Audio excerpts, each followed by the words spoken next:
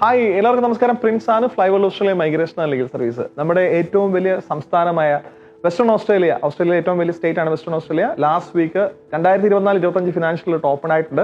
ഏറ്റവും വലിയ കോട്ടാസ്, നമ്മൾ ഈ ഒരു വർഷത്തെ കോട്ടാസ് നോക്കുമ്പോൾ ഏറ്റവും കൂടുതൽ അലോക്കേഷൻ നമ്മുടെ ഡിപ്പാർട്ട്മെന്റ് കൊടുത്തിരിക്കുന്നത് വെസ്റ്റേൺ ഓസ്ട്രേലിയയാണ്.